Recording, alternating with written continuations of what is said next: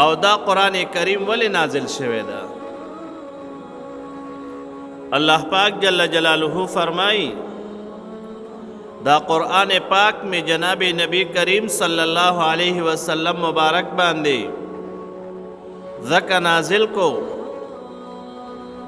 چی چونکہ دا خلق انوائی دا عرب خلق چی زمونگ نمخ کے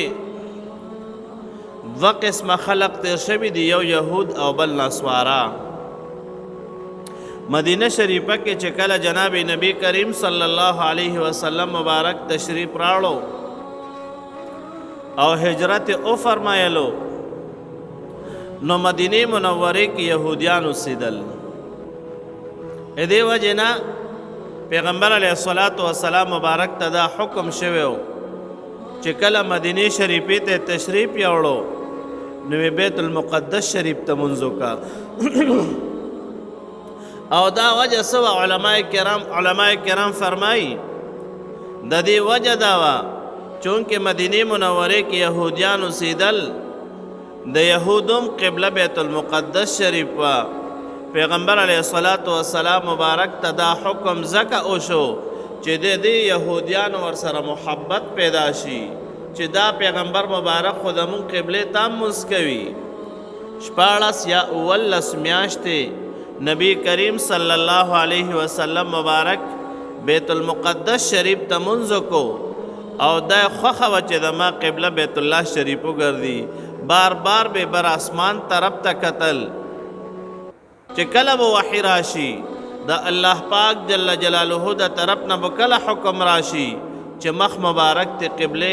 کعبے مبارک تا او گردوا نبی کریم صلی اللہ علیہ وسلم مبارک منس کے ولاڑو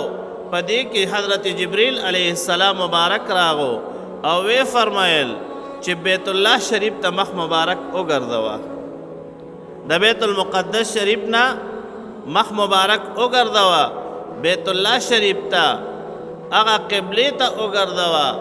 چستا کم خوخولا بیت اللہ شریف ناغی تا مخ مبارک او گردوا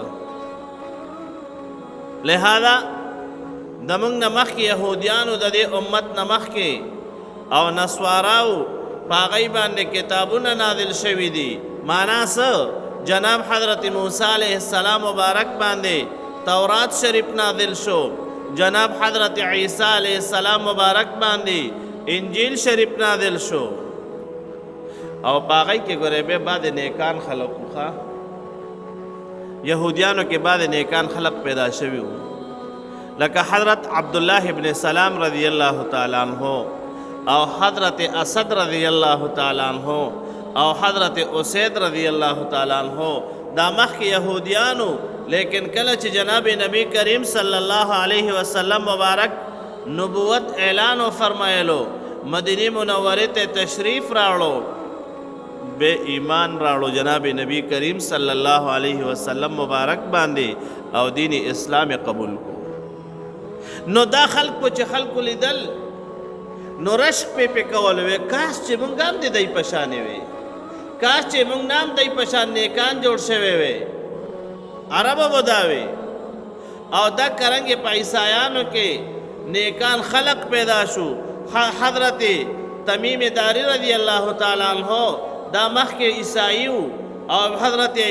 عدی ابن بدار رضی اللہ تعالیٰ عنہ دا مخ کے عیسائیو لیکن کلچ جناب نبی کریم صلی اللہ علیہ وسلم مبارک مدینی منورے تا تشریف راڑو بے پاغوی بان ایمان راڑو نو دا نیکان خلق نو ارچاوے کاش چی منگام دی پشانے وے اللہ پاک جل جلالہ قرآن پاک رواست ولو چی دا پارا دا سو دا پارا دا دی گورے چی دا اونوائی چی منگ دا دی دا درس کولونا دا دی دا زدکولونا دا دی دا خودلونا منگ غافلو نا بلکہ قرآن پاک اللہ پاک جل جلالہ رواست ولو پا پیغمبر علیہ السلام مبارک باندے او دا پارا دا دی چی دا دی خلقنام دا سنیکان جوڑ شی یقیناً دا قرآن پاک پا وجہ دا سڑی نا نیک سڑی جوڑی جی خواہ ولایت نا دا ولایت زبرگی دا گورے کسبی شے دا خواہ مانا سا کو یو سړی وایي چې زمانه ولی الله جوړ شي نو دا خدای پاک جل جلاله دله اختیار ورکړی ده عبادات کوه نوافل کوه د فرایضو خیال ساته روژې نیسه تلاوت کوه مسلمان سره ښېګړه کوه یقینا چې یو نیک سړی به درنه جوړ شي او بل نبوت ته نبوت دا ګوره وهبي شی ده که یو سړی وایي چې زه ډېر تلاوت کوم زه ډېر منځونه کوم زه ډېر قرآن پاک وایم زمانه علیه بالله چې دا وایي نه کله وحاشا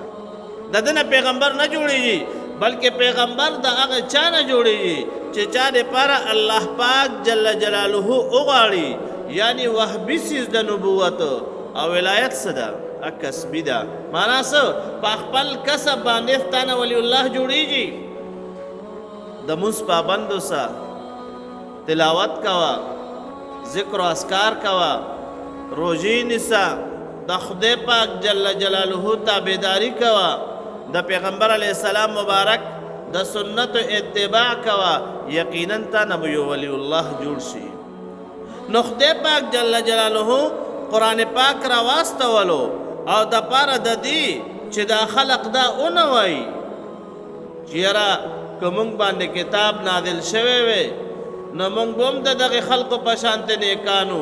الله پاک جل جلاله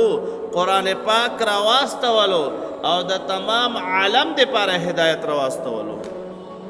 نو ګوره قرآن پاک دا تر قیامته پورې څومره انسانان چې دي د دې ټولو دپاره هدایت ده دا ټول به په قرآن پاک ایمان راوړي دا ټول به د قرآن پاک په تعلیماتو باندې ایمان راوړي او دا ټول به قرآن پاک تلاوت کوي او د قرآن پاک معنا او ترجمه او تفسیر به زده کوي چې څوک د دې تابعدار شو الله پاک جل جلاله به د دغه خلقو نام داسې نیکان جوړ کړي نو لہذا الله پاک جل جلاله فرمایي چې د پاره د دې مې قرآن پاک نازل کو چې دی داسې ونه وایي چې موږ باندې یو کتاب نازل شوی وي هغه ګیله څه شوه هغه ختمه شوه الله پاک جل جلاله قرآن پاک رواستولو او هدایت ګوره رواستولو